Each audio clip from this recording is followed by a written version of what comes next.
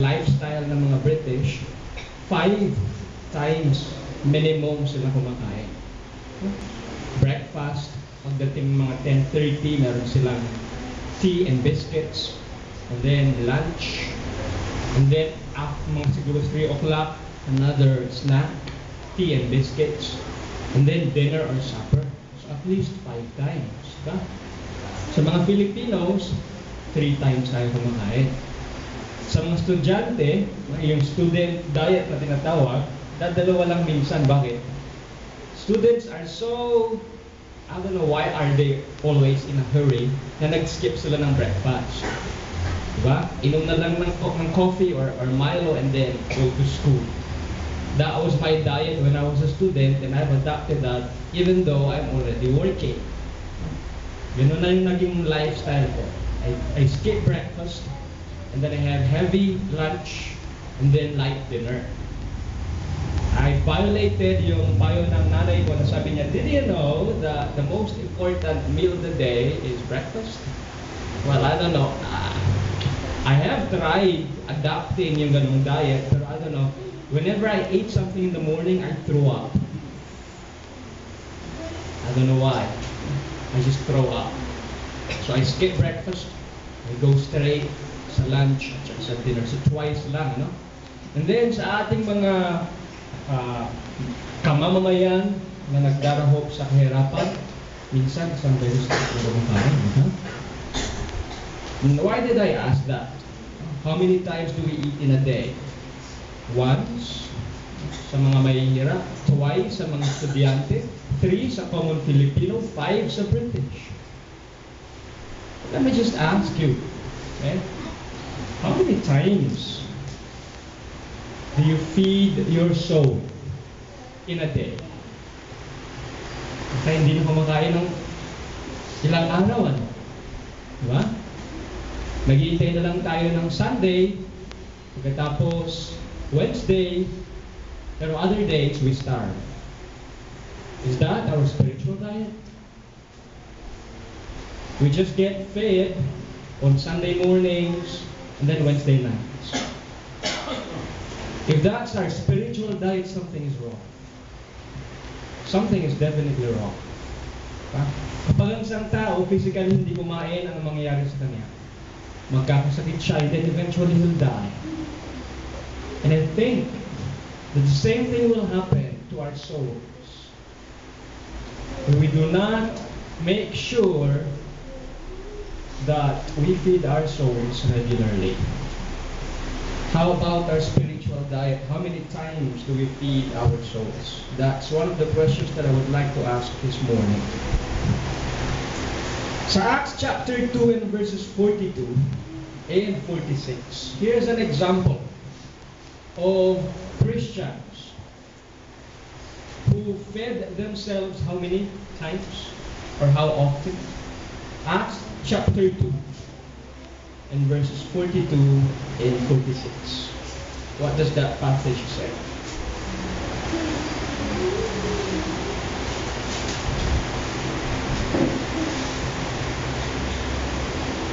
And they devoted themselves to the apostles' teaching and fellowship, to the breaking of bread and prayers. And then verse 46. And day by day, attending the temple together and breaking bread in their homes, they partook of food with glad and generous hearts. The church in Jerusalem, the first church that was ever established, ano yung kanilang practice? How often do they feed themselves spiritually? Ang common of an early practice was that they did it every day. And then if you go to Acts chapter 11, Paul came to a place called Berea, right? And then napakaganda ng description niya dun sa mga taong nakatira sa Berea. What was the description? Paul said, the Christians, no? The Jews actually, the people in Berea are more noble than the Thessalonians. You know why?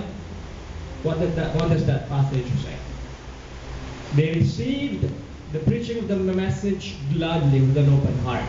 That was the first part of the passage. And then it follows, ano pa? And they search the scriptures how often? When they just need it? Or when they remember that they have to? Or was it once a year? Or whenever they need money? When they sick? What does the passage say? To Acts chapter 11. They search the scriptures daily. You know why? To make sure that what they heard from the Apostle Paul was the truth. Here's a group of people who wanted to make sure, even though isang apostol na yung nangangaral sa kanila. Kaya nga ba, ito po ang payo ko sa mga kongregasyon na aking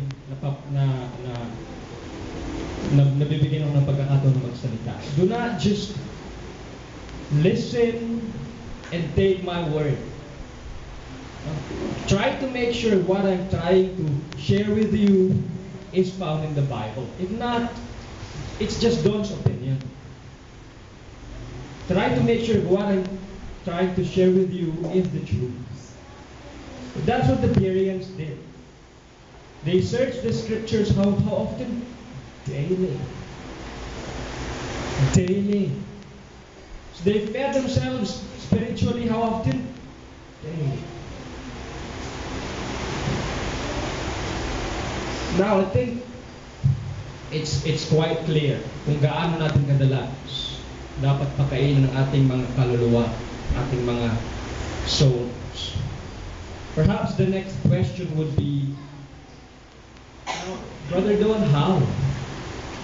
How do we feed our souls? Does it mean na kailangan pupunta tayo sa Bible college and attend Bible classes? If you could do that, that's very admirable for both men and women. No? Mga young men and women, I would like to encourage you to do that.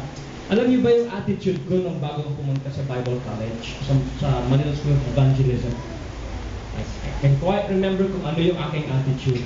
When Brother Franco approached me sa bahay namin, I was not doing anything at that time. I had to stop studying. I was taking broadcasting sa UST at that time, but because of financial problems, my dad had to go home from his work sa Saipan, and my brother and I, Raj, had to stop studying. I was not doing anything, wasting my time. Brother Franco approached me. He said, "You know what, Don? I think it would be better if you would just, attend classes, mag-sit-in ka sa Manila School of Evangelism." Hindi ko sinabi kay Brother Frank ito, but this was my attitude at that time. And perhaps this could be the attitude of most of you right now. Sabi ko, ano muna? Laking church na ako. I've been attending Sunday school since I was young. I've memorized yung mga Bible stories na shinare ni Sister Minda.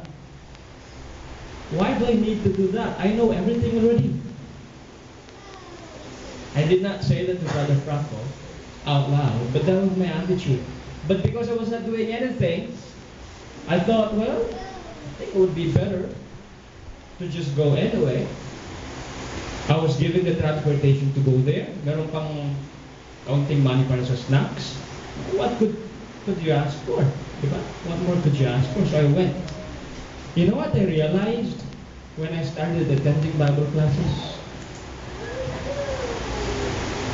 I realized that I knew nothing. I was so arrogant in thinking that I knew everything. But as I attended Bible classes, I realized that I knew nothing. I realized that I have been starving my soul for a very long time. That's why I'm encouraging young men and women, if you have the time, attend classes, Bible classes. That's one way of actually feeding your souls. That's one way of building up your storage of spiritual knowledge. Brian did it, and he successfully finished with flying colors. If you have the time, do it. Now, it might not work for everybody, di ba? Sabihin natin, paano yan? Ang aking lifestyle, I'm so busy. No. Work, and then, bahay lang, tulog. Yun ang aking, kumbaga, lifestyle. I go to work, I go home to rest. Could that be an excuse? Could God say, okay, since you have a very busy schedule, I would let you off the hook. I'd spare you. That's a very good reason for you not to feed your soul. Ganun ba yun? Mga young people, ilang oras ang ating ginugugot. Atin na, pero kasama sa pagde-text. Kaya sa panonood ng mga telenovelas,